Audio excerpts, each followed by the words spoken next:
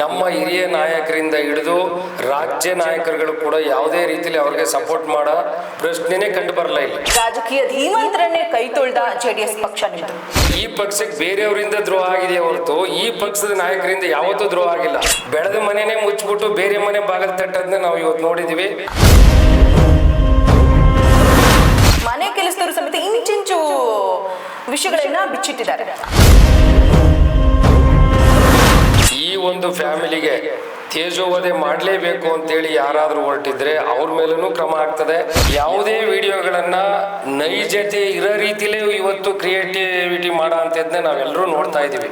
ತಪ್ಪಿತಸ್ಥರು ಯಾರೇ ಇದ್ರೂ ರಕ್ಷಣೆ ಮಾಡೋ ಮಾತೇ ಇಲ್ಲ ಅನ್ನೋದು ಒಂದು ದೃಢ ಸಂಕಲ್ಪ ಪಕ್ಷದ್ದು.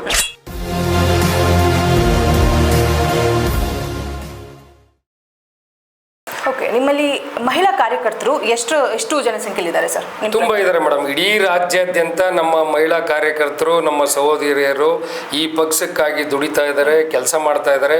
ಅವ್ರು ಯಾವತ್ತೂ ಕೂಡ ಇದುವರೆಗೂ ಕೂಡ ಇಂಥ ಆರೋಪಗಳು ಬಂದಿದ್ನ ನಾನು ಇಲಾಖೆಯಲ್ಲಿ ಇದ್ದಾಗೂ ಅಷ್ಟೇ ಮತ್ತು ಈ ರಾಜಕೀಯ ಪಕ್ಷವನ್ನು ಸೇರಿದಾಗಲೂ ಕೂಡ ಇಂಥ ಆರೋಪಗಳು ಬಂದಿಲ್ಲ. ಇದು ನಮಗೆ ಮೊದಲನೇ ಘಟನೆ. ಸರ್, ತಪ್ಪು ತಿಳ್ಕೊಬೇಡಿ. ಇಂತಹ ಆರೋಪ ಅಂದರೆ ಇಂತಹ ಒಂದು ದೌರ್ಜನ್ಯ ನಿಮ್ಮ ಕಾರ್ಯಕರ್ತೆಯರಲ್ಲೂ ಆಗಿರಬಹುದು, ಬಟ್ ಅವ್ರು ಹೇಳ್ಕೊಳ್ಳಿಕ್ಕೆ ಭಯ ಪಡ್ತಾ ಇರಬಹುದಾ? ಇಲ್ಲ, ಅದು ಸತ್ಯಕ್ಕೆ ದೂರವಾದಂಥ ವಿಚಾರ. ನಮ್ಮ ಕಾರ್ಯಕರ್ತರಿಗೆ ಈ ರೀತಿ ದೌರ್ಜನ್ಯ ಎಸಗಿರ್ಬೋದು ಅನ್ನೋದು ನಿಜವಾಗ್ಲೂ ಅದು ಆ ರೀತಿ ಕಂಡು ಬಂದಿಲ್ಲ. ಯಾಕೆಂದರೆ ಇವತ್ತು ಮಹಿಳೆಯ ಸಬಲೀಕರಣ ಆಗಿದೆ. ಮಹಿಳೆಯರು ಪ್ರತಿಯೊಂದು ಕ್ಷೇತ್ರದಲ್ಲೂ ಅವ್ರದ್ದೇ ಆದಂಥ ಒಂದು ಚಾಕಚಕ್ಯತೆಯನ್ನು ತೋರಿಸೋ ಅಂಥ ಒಂದು ಅವಕಾಶ ಇವತ್ತು ಬಂದಿದೆ. ಹಾಗಾಗಿ ಈಗ ನೀವು ಒಬ್ಬರು ಮಹಿಳೆಯರಿದ್ದೀರಿ, ಇವತ್ತು ನೇರವಾಗಿ ಪ್ರಶ್ನೆ ಮಾಡೋ ಹಕ್ಕನ್ನು ನೀವು ಕಲ್ತಿದ್ರಿ, ಪ್ರಶ್ನೆ ಮಾಡೋ ಹಕ್ಕು ನಿಮಗಿದೆ.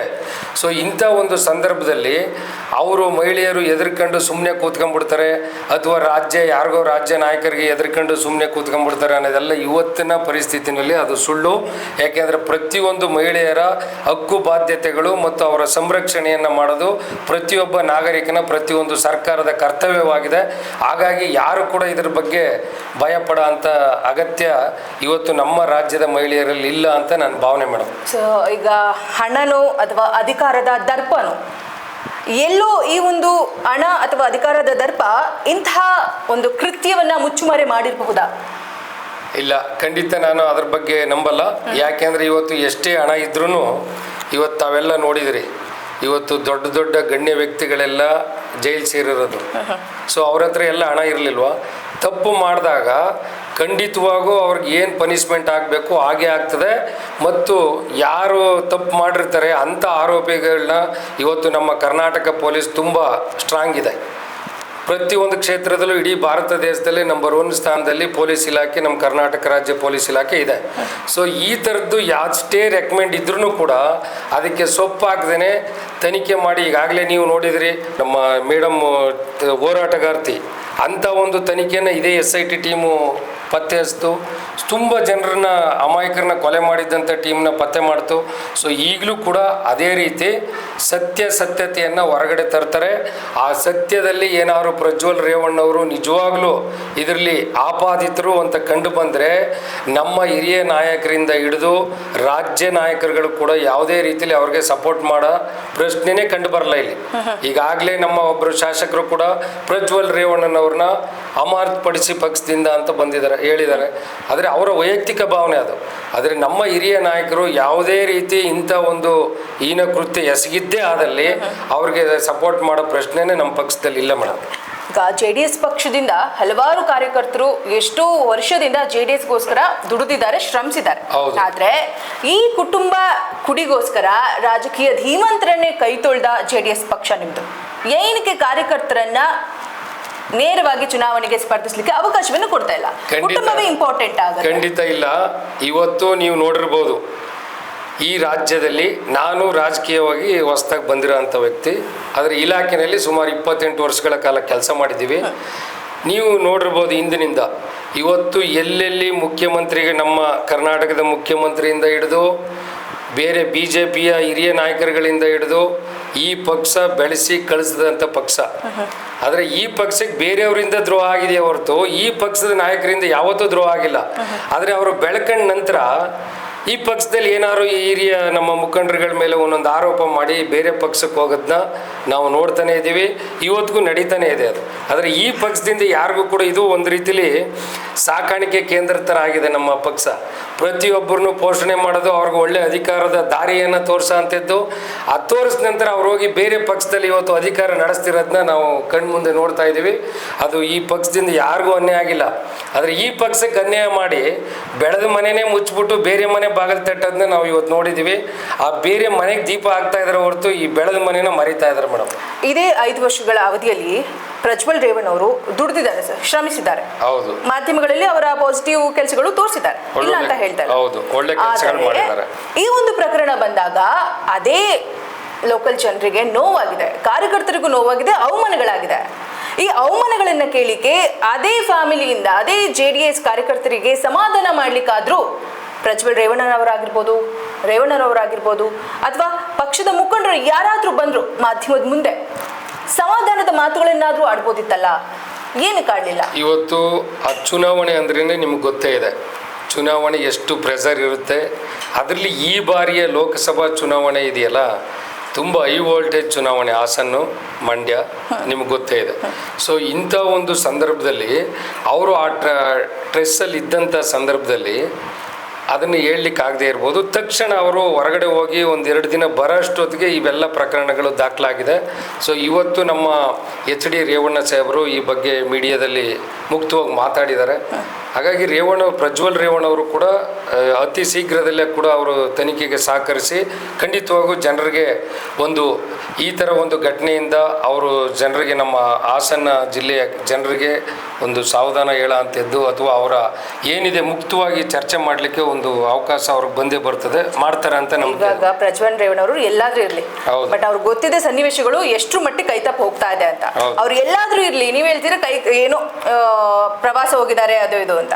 ಸೋಷಿಯಲ್ ಮೀಡಿಯಾದಲ್ಲಾದ್ರೂ ಈ ತರ ಇಲ್ಲ, ಇದೆಲ್ಲ ಫೇಕ್ ವಿಡಿಯೋ ಅಥವಾ ಇದೇನು ಆಗೇ ಇಲ್ಲ, ಏನಾದ್ರೂ ಒಂದು ಹೇಳಿಕೆ ಕೊಡ್ಬೋದಾಗಿತ್ತಲ್ಲ. ಹೌದು, ಅಂದರೆ ತಕ್ಷಣದಲ್ಲಿ ಆದಂಥ ಆಘಾತಗಳಿಂದ ಚೇತರಿಸ್ಕೊಳ್ಳೋದು ಸ್ವಲ್ಪ ಕಷ್ಟ ಆಗ್ತದೆ. ಯಾಕೆಂದರೆ ಒಂದು ಪ್ರತಿಷ್ಠೆ ಇರೋಂಥ ಒಂದು ಫ್ಯಾಮಿಲಿ ಸರ್, ಇದು ಆಗತ್ತೆ ಸರ್. ಆ ಫ್ಯಾಮಿಲಿಗೆ ಈ ರೀತಿ ಒಂದು ಘಟನೆಗಳು ಬಂದಿದೆ, ಆಪಾದನೆಗಳು ಬಂದಿದೆ ಅಂದಾಗ ಅವ್ರಿಗೆ ತಕ್ಷಣ ಏನು ಮಾಡಬೇಕು ಅನ್ನೋದು ಪ್ರತಿಯೊಬ್ಬರಿಗೂ ಕೂಡ, ಯಾರಿಗೇ ಆಗಲಿ ಬ್ಲ್ಯಾಂಕ್ ಆಗೋಂಥ ಸಾಧ್ಯತೆಗಳು ಇರ್ತವೆ. ಖಂಡಿತವಾಗೂ ತಾವು ಹೇಳ್ದಂಗೆ ಅವರು ಸೋಷಿಯಲ್ ಮೀಡಿಯಾದಲ್ಲಿ ಈ ಬಗ್ಗೆ ಉತ್ತರ ಕೊಡ್ತಾರೆ ಅನ್ನೋ ನಂಬಿಕೆ ನಮಗೆ. ವಿಷಯದಲ್ಲಿ ಆಘಾತ ಆಗಿದ್ರೆ ಏನೋ ಹೇಳ್ಬೋದು ಸರ್. ಇದು ಎಷ್ಟೋ ಮಹಿಳೆಯರು ನೊಂದು ಅದು ಮನೆ ಕೆಲಸದವರು ಸಮೇತ ಇಂಚಿಂಚು ವಿಷಯಗಳನ್ನ ಬಿಚ್ಚಿಟ್ಟಿದ್ದಾರೆ. ಈಗ ಇಂಥ ವಿಷಯಗಳಲ್ಲಿ ಏನಂತ ಆಗತ್ತಾ? ಈಗ ಮೇಡಮ್, ಈ ಬಗ್ಗೆ ಒಳ್ಳೆಯ ಮಹಿಳಾ ಅಧಿಕಾರಿಗಳನ್ನೇ ಈ ಟೀಮ್ಗೆ ನೇಮಕ ಮಾಡಿ, ಯಾಕೆಂದರೆ ಮಹಿಳಾ ಅಧಿಕಾರಿಗಳನ್ನೇ ನೇಮಕ ಮಾಡಿರೋ ಉದ್ದೇಶ ನ್ಯಾಯವಾಗಿ ತೀರ್ಪು ಸಿಗುತ್ತಾ ಸರ್? ಖಂಡಿತವಾಗೂ ಸಿಗುತ್ತೆ ಮೇಡಮ್. ಇದರಲ್ಲಿ ಒಂದು ವೇಳೆ ಈ ಒಂದು ಫ್ಯಾಮಿಲಿಗೆ ತೇಜೋವಧೆ ಮಾಡಲೇಬೇಕು ಅಂತೇಳಿ ಯಾರಾದರೂ ಹೊರಟಿದ್ರೆ ಅವ್ರ ಮೇಲೂ ಕ್ರಮ ಆಗ್ತದೆ. ಇಲ್ಲ ನಿಜವಾಗಿ ಇವರು ಇಂಥ ಮಹಿಳೆಯರ ಮೇಲೆ ದೌರ್ಜನ್ಯ ಎಸಗಿದ್ರೆ ಇವ್ರ ಮೇಲೂ ಕೂಡ ಖಂಡಿತವಾಗೂ ಕ್ರಮ ಆಗ್ತದೆ. ಈ ಟೀಮ್ನಿಂದ 100% ನ್ಯಾಯ ಸಿಗುತ್ತೆ ಮೇಡಮ್. ಆದರೆ ಇವ್ರು ಏನು ಮಾಡ್ತಾ ಇದ್ದಾರೆ, ಈಗ ಕಾಂಗ್ರೆಸ್ ಟೀಮು ಎಲ್ಲ ಕಡೆ ಪ್ರತಿಭಟನೆ ಮಾಡ್ತಿರೋ ಸಂದರ್ಭದಲ್ಲಿ ನಮಗೆ ನೋವಾಗೋಂಥ ಸಂದರ್ಭದಲ್ಲಿ ಇಡೀ ದೇವೇಗೌಡರು ಈ ರಾಜ್ಯವನ್ನು ಒಂದು ಉನ್ನತ ಮಟ್ಟಕ್ಕೆ ತಗೊಂಡೋಗಿ ದೇಶಾದ್ಯಂತ ಈ ಒಂದು ಕರ್ನಾಟಕ ಅಂದ್ರೆ ಏನು ಅಂತ ತೋರಿಸ್ಕೊಟ್ಟಂಥ ಒಬ್ಬ ಮಹಾನ್ ನಾಯಕ. ಅಂಥವ್ರ ಫೋಟೋ ಹಿಡಿದು ನೀವು ಪ್ರತಿಭಟನೆ ಮಾಡ್ತಿರಲ್ಲ, ಇದು ನಿಜವಾಗ್ಲೂ ನಿಮಗೂ ಕೂಡ ಅವಮಾನ ಅಂತೇಳಿ ನಾನು ಈ ಸಂದರ್ಭದಲ್ಲಿ ಹೇಳಲಿಕ್ಕೆ ಬಯಸ್ತೀನಿ. ಕುಡಿನೇ ಅವ್ರ ಮರ್ಯಾದೆ ತೆಗ್ದಿರಲ್ಲ ಸರ್. ಕುಡಿ ಇರ್ಬೋದು, ಒಬ್ಬ ತಂದೆ ಒಳ್ಳೆಯವರಾಗಿದ್ದರೆ ಮಕ್ಕಳು ತಪ್ಪು ಮಾಡಿದಾರೆ ಇಲ್ವಾ ಅನ್ನೋ ಸತ್ಯ ಶೋಧನೆ ಆಗದೇನೆ ನೀವು ಪ್ರತಿಭಟನೆ ಮಾಡ್ತಿರೋದು ಸರಿಯಿಲ್ಲ ಅಂತ ನನ್ನ ಭಾವನೆ. ಇನ್ನೂ ಕೂಡ ನಿಮ್ಗೆ ಆ ವಿಡಿಯೋಸ್ ಫೇಕ್ ಅಂತ ಅನಿಸ್ತಾ ಇದೆಯಾ ಸರ್? ಮೇಡಮ್, ಈಗ ನಾನೊಬ್ಬ ಪೊಲೀಸ್ ಅಧಿಕಾರಿ ಆಗಿದ್ದವನು, ಯಾವುದೇ ವಿಡಿಯೋಗಳನ್ನು ನೈಜತೆ ಇರೋ ರೀತಿಲೇ ಇವತ್ತು ಕ್ರಿಯೇಟಿವಿಟಿ ಮಾಡೋ ಅಂಥದ್ದನ್ನೇ ನಾವೆಲ್ಲರೂ ನೋಡ್ತಾ ಇದ್ದೀವಿ. ಸೊ ಅದು ಪರಿಶೀಲನೆ ಆಗದೇನೆ ಇದ್ರ ಬಗ್ಗೆ ನಾವು ಏನೂ ಕೂಡ ಹೇಳೋಕ್ಕಾಗಲ್ಲ. ಹಾಗಾಗಿ ಅವರು ನಿಜವಾಗ್ಲೂ ಇದರಲ್ಲಿ ತಪ್ಪಿತಸ್ಥ ಅಂತ ಕಂಡು ಬಂದರೆ ಸನ್ಮಾನ್ಯ ದೇವೇಗೌಡರು ಈ ಬಗ್ಗೆ ನೇರವಾಗಿ ಸಪೋರ್ಟ್ ಮಾಡಿದಂಥ ಸಂದರ್ಭದಲ್ಲಿ ನೀವು ಅವ್ರ ಫೋಟೋ ಇಟ್ಕೊ ಪ್ರತಿಭಟನೆ ಮಾಡೋದು ನ್ಯಾಯ. ಆದರೆ ಇನ್ನೂ ತನಿಖೆನೇ ಮುಗಿದಿಲ್ಲ, ಅದರಲ್ಲಿ ಸತ್ಯ ಸುಳ್ಳು ಅನ್ನೋದೇ ಗೊತ್ತಿಲ್ಲ. ಆ ಒಂದು ಉನ್ನತ ವ್ಯಕ್ತಿಯ ಫೋಟೋ ಇಟ್ಕೊಂಡು ನೀವು ಪ್ರತಿಭಟನೆ ಮಾಡ್ತೀರಿ, ಅವ್ರದ್ದು ದಹನ ಮಾಡ್ತೀರಿ ಅಂದರೆ ನಿಜವಾಗ್ಲೂ ಇದು ನಮ್ಮ ರಾಜ್ಯಕ್ಕೆ ಅಸಹ್ಯ ಹುಟ್ಟಿಸೋ ಅಂತ ಒಂದು ಸಂಗತಿ ಅಂತ ನನ್ನ ಭಾವನೆ ಮಾಡಿ. ಇನ್ ಕೇಸ್ ಇದು ತಪ್ಪು ಅಂತ ಸಾಬೀತಾದ್ರೆ ಹೌದು. ತಪ್ಪು ಅಂತ ಸಾಬೀತು ಆಗೇ ಆಗುತ್ತೆ. ಆದರೆ JDS ನ ಕಾರ್ಯಕರ್ತರಾಗಿ JDS ಪಕ್ಷದವರಾಗಿ ಏನ್ ಹೇಳ್ತೀರಾ? ನೀವು ಯಾವ ರೀತಿ ಅವ್ರನ್ನ ಮೇಡಮ್ ಸಪೋರ್ಟ್ ಮಾಡ್ತೀರಾ ಅವಾಗ್ಲೂ ಕೂಡ? ಇಲ್ಲ ಖಂಡಿತವಾಗಿ ನಮ್ಮ ತನಿಖಾ ತಂಡದ ಮೇಲೆ ನಂಬಿಕೆ ಇರೋದ್ರಿಂದ ಅದರಲ್ಲಿ ಸತ್ಯ ಹೊರಗೆ ಬಂದ ಕೂಡಲೇ ನಿಜವಾಗ್ಲೂ ಅವ್ರೇನಾದರೂ ಅದರಲ್ಲಿ ಆಪಾದಿತರು ಅಂತ ಕಂಡು ಬಂದರೆ ಅದರಲ್ಲಿ ಸಪೋರ್ಟ್ ಮಾಡೋ ಪ್ರಶ್ನೆನೇ ಇಲ್ಲ. ಅವ್ರ ಮೇಲೆ ನಮಗೆ ಕಿಂಚಿತವಾಗೂ ಗೌರವ ಇಲ್ಲ. ನಾವೇನು ಅವ್ರ ಮೇಲೆ ಕ್ರಮ ತಗೊಳ್ಳಕ್ಕೆ ಪಕ್ಷ ವರಿಷ್ಠರು ಖಂಡಿತವಾಗೂ ಕ್ರಮ ತಗೊಂತಾರೆ. ಅವ್ರನ್ನ ಡಿಸ್ಚಾರ್ಜ್ ಮಾಡ್ಬೋದು ಅಥವಾ ಇನ್ನೊಂದು ಈಗ ಆಲ್ರೆಡಿ ನೀವು ನೋಡಿದ್ರಿ ಈ ಪ್ರಕರಣಕ್ಕೆ ಸಂಬಂಧಪಟ್ಟಂಗೆ IPC 354A 354D 506 509 504 IPC ಪ್ರಕರಣ ದಾಖಲಾಗಿದೆ. ಸೊ ಈ ಒಂದು ಕಲಂಗಳ ಅಡಿಯಲ್ಲಿ ಮಾನ್ಯ ನ್ಯಾಯಾಲಯ ಖಂಡಿತವಾಗೂ ಇದೇನಾದ್ರು ತಪ್ಪು ಮಾಡಿದ್ರೆ ಅವ್ರ ಮೇಲೆ ಪನಿಷ್ಮೆಂಟ್ ಆಗೇ ಆಗ್ತದೆ. ಈಗ ಹೇಳಿದ್ರಿ ಸರ್, ಚುನಾವಣೆ ಹತ್ರ ಬರುವಾಗ ಈ ರೀತಿಯಂತ ಕೃತ್ಯಗಳನ್ನ ಎಸಗ್ತಾ ಇದ್ದಾರೆ ಅಂತ. ಹಾಗಾದ್ರೆ ಕಾಂಗ್ರೆಸ್ ಪಕ್ಷಕ್ಕೆ ಏನಕ್ಕೆ ಪ್ರಜ್ವಲ್ ರೇವಣ್ಣನವರೇ ಟಾರ್ಗೆಟ್ ಆದ್ರು? ಯಾಕೆ ಬೇರೆಯವ್ರು ಯಾರು ಇರ್ಲಿಲ್ವಾ? ಇಲ್ಲಿ ಏನಾಗುತ್ತೆ, ಕುಮಾರಸ್ವಾಮಿ ಅವರೇ ಇದ್ರು ನಿಂತಿದ್ರು, ಹೌದು, ಯಾಕೆ ಅವ್ರನ್ನ ಟಾರ್ಗೆಟ್ ಮಾಡಿ? ಈಗ ಕುಮಾರಸ್ವಾಮಿ ಅವರು ಇಂಥ ಒಂದು ಘಟನೆಯಲ್ಲಿ, ಏಕೆಂದರೆ ಅವರು ಈ ರೀತಿ ತಪ್ಪುಗಳನ್ನ ಮಾಡೋದೇ ಇಲ್ಲ ಅನ್ನೋದು ಇಡೀ ರಾಜ್ಯಕ್ಕೆ ಗೊತ್ತು. ಅವರು ಮಹಿಳೆಯರಿಗೆ ಎಷ್ಟೊಂದು ಪ್ರಾಧಾನ್ಯತೆ ಕೊಡ್ತಾರೆ ಅನ್ನೋದು ಎಲ್ರಿಗೂ ಗೊತ್ತಿರೋ ಅಂಥ ವಿಚಾರ. ಆದರೆ ಎಲ್ಲಿ ಒಬ್ಬ ಆ ಟೀಮ್ನಲ್ಲಿ ಒಬ್ಬ ಆ ಮನೆತನದ ಒಂದು ಟೀಮ್ನಲ್ಲಿ ಒಬ್ಬ ಅಮಾಯಕನ ಅಥವಾ ತಪ್ಪಿತಸ್ಥನೋ ಸಿಲುಕಿಸ್ಬೇಕು ಅಂತೇಳಿ ಈ ಮಾಡಿರೋಂಥ ಒಂದು ಹುನ್ನಾರ ಇದಕ್ಕೆ, ಅಥವಾ ಆಸನದಿಂದ ಅವ್ರನ್ನ ಏನಾದರೂ ಮಾಡಿ ಅವ್ರ ಹೆಸರು ಕೆಡಿಸ್ಬೇಕು ಅಂತ ಮಾಡಿರೋಂಥ ಹುನ್ನಾರ ಇದಾಗಿರೋದ್ರಿಂದ ಪ್ರಜ್ವಲ್ ರೇವಣ್ಣನವ್ರನ್ನ ತಂದಿರ್ಬೋದು ಅನ್ನೋದು ನನ್ನ ಭಾವನೆ. ವಿಶೇಷವಾಗಿ ಪ್ರಜ್ವಲ್ ರೇವಣ್ಣ ತಂದಿರ್ಬೋದು. ಹೌದು, ಸರಿ ಸರ್. ಹಾಗಾದ್ರೆ ಈಗ ಮೈತ್ರಿ ಸರ್ಕಾರ ಆಗಿದೆ, ಬಿಜೆಪಿ ಮತ್ತು JDS ಮೈತ್ರಿ ಸರ್ಕಾರ ಆಗಿದೆ. ಮೋದಿ ಅವರು ಇಲ್ಲೇ ಇದ್ದಾರೆ, ಚುನಾವಣಾ ರ್ಯಾಲಿಯಲ್ಲಿ ಬೆಳಗಾವಿನಲ್ಲಿ ಬ್ಯುಸಿ ಇದ್ದಾರೆ. ಸೊ ಆದ್ರೂ ಸಮೇತ ಈ ಒಂದು ವಿಷಯವಾಗಿ ಏನಕ್ಕೆ ಅವ್ರು ಏನು ಮಾತಾಡ್ತಾ ಇಲ್ಲ? ಈಗ ಮೇಡಮ್, ಈಗ ಸರ್ಕಾರ ಯಾರ್ದು? ಕಾಂಗ್ರೆಸ್ ಸರ್ಕಾರ ಇದೆ.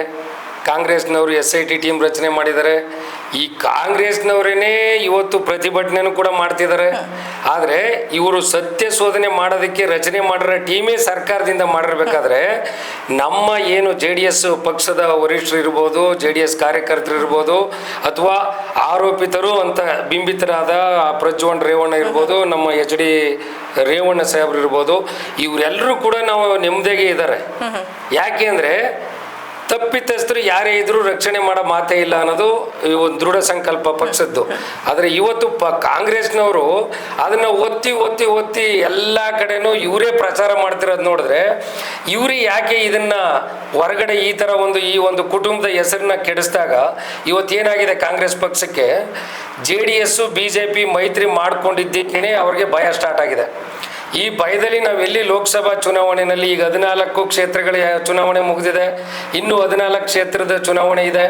ಈ ಚುನಾವಣೆಯಲ್ಲಿ ಏನಾದರೂ ಮಾಡಿ NDA ಮೈತ್ರಿಕೂಟದ ಪಕ್ಷದ ಅಭ್ಯರ್ಥಿಗಳನ್ನ ನಾವು ಹಿನ್ನಡೆ ಉಂಟು ಮಾಡಬೇಕು ಅಂತೇಳಿ ಇವರೇ ಇದನ್ನ ಸೃಷ್ಟಿ ಯಾಕೆ ಮಾಡಿರಬಾರ್ದು ಅನ್ನೋದು ನನ್ನ ಭಾವನೆ ಮೇಡಮ್. ಇನ್ನು ನಿಮ್ಗೆ ಗಟ್ಟಿಯಾಗಿ ಕೂತ್ಕೊಬಿಟ್ಟಿದಲ್ವಾ ಸರ್? ಇನ್ನೂ ಆರೋಪಿತ ಇಲ್ಲ ಗಟ್ಟಿಯಾಗಿ ನಾನು ಅವ್ರನ್ನ ಇದುವರೆಗೆ ನಾನು ಮಾತಾಡಿದ ರೀತಿನಲ್ಲಿ ಅವರು ತಪ್ಪು ಮಾಡಿಲ್ಲ ಅಥವಾ ತಪ್ಪು ಮಾಡಿದಾರ ಅಂತ ನಾನು ಎಲ್ಲೂ ಹೇಳಿಲ್ಲ. ಇನ್ ಕೇಸ್ ತಪ್ಪಿತಸ್ಥನಾಗಿದ್ರೆ ಅವ್ರಿಗೆ ಶಿಕ್ಷೆನೂ ಆಗಿದ್ರೆ ಹೌದು, ಮುಂದಿನದಾಗಿ ರಿಎಲೆಕ್ಷನ್ ಆಗ್ಲೇಬೇಕು. ಹೌದು, ಆ ಒಂದು ರಿಎಲೆಕ್ಷನ್ ಅಲ್ಲಾದ್ರೂ ನಿಮ್ಮ ಒಂದು ಪಕ್ಷದ ಮುಖಂಡರು ಮತ್ತೆ ತಮ್ಮವರೇ ಆ ಕುಡಿನ ಅಥವಾ ಮರಿನ ಯಾರನ್ನಾದ್ರೂ ತಂದು ಮುಂದೆ ಬಿಡಬೇಕು ಅಂತಾರೋ ಅಥವಾ ಕಾರ್ಯಕರ್ತರಿಗೆ ಬೆಂಬಲವನ್ನು ಕೊಡ್ತಾರ ಈ ಸಲ ಆದ್ರೂ? ಈಗ ನೀವು ನೋಡಿರ್ಬೋದು, ಇವತ್ತು ಹಾಸನಲ್ಲಿ ಟಿಕೆಟ್ ಹಂಚಿಕೆ ಮಾಡುವ ಸಂದರ್ಭದಲ್ಲಿ ಆ ರೀತಿ ಇದ್ದಿದ್ರೆ ಸ್ವರೂಪ್ ಅವ್ರನ್ನ ನಮ್ಮ ಪಕ್ಷದ ಹಿರಿಯರು ಅಲ್ಲಿ ನಿಲ್ಲಿಸ್ತಾನೆ ಇರಲಿಲ್ಲ. ಅವರು ಬೇರೆ ಅವರ ಮನೆಯಲ್ಲೇ ಯಾರಿಗೋ ಒಬ್ಬರು ಕೊಡ್ಬೋದಿತ್ತೇನೋ. ಆದರೆ ಈ ಪಕ್ಷದಲ್ಲಿ ಒಬ್ಬ ಎಮಿನೆಂಟ್ ಲೀಡ್ರು ಎಲ್ಲಿ ಕಂಡು ಬರ್ತಾನೋ ಅವ್ರಿಗೆ ಮಣೆ ಹಾಕಂತದ್ದು ಇಲ್ಲಿ ನಡ್ಕೊಂಡು ಬಂದಿದೆ. ಸೊ ಹಾಗಾಗಿ ಒಬ್ಬ ಪ್ರತಿಭಾವಂತ ಇವತ್ತು ನಮ್ಮ ಶಾಸಕರಿದ್ದಾರೆ ಸ್ವರೂಪ್ ಅವರು, ಅವ್ರನ್ನ ಟಿಕೆಟ್ ಕೊಟ್ಟು ಅಲ್ಲಿ ಗೆಲ್ಸ್ಗೆ ಬರೋ ಅಂಥ ಕೆಲಸನ ಆ ರೇವಣ್ಣವರ ಕುಟುಂಬದಿಂದ ಹಿಡಿದು ಪ್ರಜ್ವಲ್ ಸಮೇತವಾಗಿ ಇಡೀ ಕುಮಾರಸ್ವಾಮಿ ಅವರು ಮತ್ತು ನಮ್ಮ ಪಕ್ಷದ ಕಾರ್ಯಕರ್ತರು ಎಲ್ಲರೂ ಒಟ್ಟಾಗಿ ಅವರು ಅತಿ ಹೆಚ್ಚು ಮತಗಳಿಂದ ಗೆಲ್ಸ್ಗೆ ಬರಲಿಲ್ವಾ? ಹಾಗಾಗಿ ಅವ್ರು ಕುಡಿಗೆ ಕೊಡ್ತಾರೆ ಅನ್ನೋದೆಲ್ಲ ಸುಳ್ಳು. ತಪ್ಪಿತಸ್ಥರು ಯಾರೇ ಇದ್ರು ಅವ್ರನ್ನ ಬಿಟ್ಟು ಹೊಸ ಮುಖಗಳನ್ನ ಆಯ್ಕೆ ಮಾಡೋ ಅಂಥದ್ದು ಮತ್ತು ಈ ರಾಜಕೀಯ ಪ್ರತಿಭೆಗಳನ್ನ ಒಂದು ಸೃಷ್ಟಿ ಮಾಡೋ ಅಂಥ ಒಂದು ಕೇಂದ್ರ ಮೇಡಮ್ ಈ JDS ಪಕ್ಷ. ಹಾಗಾಗಿ ಆ ಪಕ್ಷದಲ್ಲಿ ನಿಷ್ಠಾವಂತರಿಗೆ ಮಣೆ ಹಾಕ್ತಾರೆ, ಆದರೆ ಅವರು ದ್ರೋಹ ಮಾಡಿ ಹೋಗ್ತಿರೋದನ್ನ ನೀವು ನೋಡ್ತಾ ಇದ್ರಿ, ನಾವು ನೋಡ್ತಾ ಇದ್ದೀವಿ. ನೋಡೋಣ ಸರ್, ಇನ್ನೂ ಸಮಯ ಇದೆ. ಇನ್ ಕೇಸ್ ಈ ಒಂದು ತನಿಖೆ ದೃಢವಾಗಿ ಆದ್ರೆ, ನ್ಯಾಯದ ಪರ ನಿಂತ್ರೆ, ಆ ಮಹಿಳಾ ಏನಿದ್ದಾರೆ ಸಂತ್ರಸ್ತರು ಯಾರಿದ್ದಾರೆ ಅವ್ರಿಗೂ ಏನಾದ್ರೂ ನ್ಯಾಯ ಸಿಕ್ಕರೆ ಆಮೇಲೆ ನೀವು ಹೇಳಿದ ಮಾತನ್ನ ಒಪ್ಕೋತೀನಿ. ಖಂಡಿತ ಮೇಡಮ್, ಖಂಡಿತ. ಇನ್ ಕೇಸ್ ತಪ್ಪಿತಸ್ಥರು ಅಂತ ಬಂದಾಗ, ಏನಾದ್ರೂ ನಿಮ್ಮ ಕಾರ್ಯಕರ್ತರಿಗೆ ಸಪೋರ್ಟ್ ಸಿಗ್ಲಿಲ್ಲ ಮುಖಂಡರಿಂದ ಅಂತ ಬಂದಾಗ, ಇದಕ್ಕೆ ನೀವೇ ಪ್ರಶ್ನೆಯನ್ನ ಹುಟ್ಟಾಕೋಬೇಕು, ನೀವೇ ಉತ್ತರವನ್ನು ಸಮೇತ ಮುಂದಿನದಾಗಿ ಹೇಳ್ಕೋಬೇಕು ಸರ್. ಬಿಕಾಸ್ ಇದು ಇನ್ನೂ ಪ್ರಶ್ನಾತೀರ್ಥವಾಗಿ ನಿಂತಿದೆ. ಹೌದು. ಸೊ ಕೊನೆಯದಾಗಿ ಏನ್ ಹೇಳಿಕ್ಕೆ ಇಷ್ಟಪಡ್ತೀರಾ ಸರ್? ಕೊನೆಯದಾಗಿ ನಾನು ಹೇಳೋದು ಇಷ್ಟೇ, ಕಾಂಗ್ರೆಸ್ ಕಾರ್ಯಕರ್ತರಿಗೆ, ನೀವು ಪಕ್ಷದ ವತಿಯಿಂದ ಒಂದೇ ಒಂದು ಘಟನೆಯನ್ನು ತಗೊಂಡು ಪ್ರತಿಭಟನೆ ಇಷ್ಟರ ಮಟ್ಟಿಗೆ ಇಡೀ ರಾಜ್ಯಾದ್ಯಂತ ನೀವು ಪ್ರೊಟೆಸ್ಟ್ ಮಾಡ್ತಿರೋದನ್ನ ನಾವು ನೋಡಿದ್ದೀವಿ.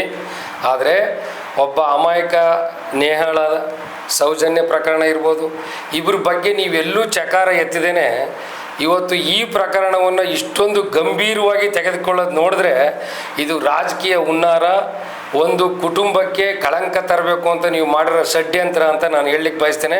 ಆದರೆ ಇಲ್ಲಿ ನಿಜವಾಗ್ಲೂ ಮಹಿಳೆಯರು ನೊಂದಿದ್ರೆ ಅವರು ಇದರಲ್ಲಿ ಯಾವುದೇ ರೀತಿ ತಪ್ಪಾಗಿ ತಿಳ್ಕೊಬಾರ್ದು ಅನ್ನೋದು ಕೂಡ ನಾನು ಅಂಥ ನೊಂದ ಮಹಿಳೆಯರಿಗೆ ನಾನು ಮನವಿ ಮಾಡ್ಕೊತೀನಿ. ನೊಂದಿದ್ರೆ ನಾನು ಮನವಿ ಮಾಡ್ಕೊಳ್ಳೋದು, ಏಕೆ ನೋಯ್ದೆ ಸುಳ್ಳು ಹೇಳಿದರೆ ಅವ್ರ ಮೇಲೂ ಕೂಡ ಕ್ರಮ ಆಗ್ತದೆ. ಸೊ ಇವೆಲ್ಲ ಒಂದು ಘಟನಾವಳಿಗಳನ್ನ ಪರಿಶೀಲನೆ ಮಾಡಿ ತನಿಖೆ ತಂಡ ಸತ್ಯಾಂಶವನ್ನು ಹೊರಗೆ ತರುತ್ತೆ. ಅಲ್ಲಿವರೆಗೆ ನಾನು ಸರ್ಕಾರ ಕೇಳೋದಿಷ್ಟೇ, ನಿಮ್ಮದೇ ಸರ್ಕಾರ ಇದೆ, ನಿಮ್ಮದೇ ತನಿಖಾ ತಂಡ ಇದೆ, ಆದರೆ ನೀವೇ ಎಲ್ಲ ಕಾರ್ಯಕರ್ತರು ಇಡೀ ರಾಜ್ಯಾದ್ಯಂತ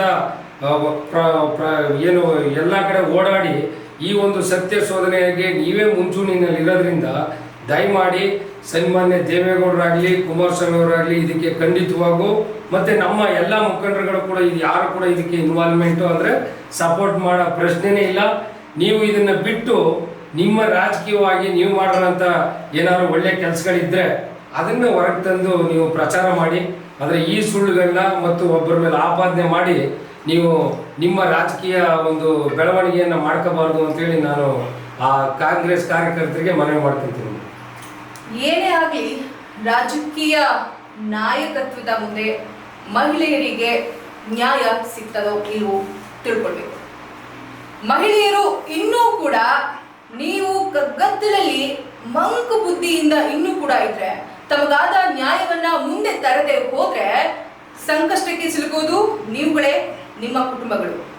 ದಯಮಾಡಿ ಪ್ರಜಾಧ್ವನಿಯ ಪರವಾಗಿ ಹೇಳ್ತಾ ಇದ್ದೀನಿ, ಯಾವುದೇ ಮಹಿಳೆಯರು ತಮಗೆ ನೋವಾಗಿದ್ರೆ ವಿಶ್ವವಾಗಿ ಧ್ವನಿ ಎತ್ತಿ, ನಿಮ್ಮ ಬೆನ್ನೆಲುವಾಗಿ ಮಾಧ್ಯಮವಾಗಿ ನಾವಿರ್ತೇವೆ. ಇಷ್ಟು ಹೇಳ್ತಾ ಈ ಕಾರ್ಯಕ್ರಮವನ್ನ ಮುಗಿಸ್ತಾ ಇದ್ದೀನಿ. ಕಾರ್ಯಕ್ರಮಕ್ಕೆ ಬಂದು ತಮ್ಮೊಂದಿಗೆ ಇಷ್ಟು ಹೊತ್ತು ಸಮಯವನ್ನು ಕಳೆದ್ರಿ, ನಿಮ್ಮ ಅಭಿಪ್ರಾಯಗಳನ್ನು ವ್ಯಕ್ತಪಡಿಸ್ಕೊಂಡ್ರಿ. ಧನ್ಯವಾದಗಳು. Thank you madam, thank you.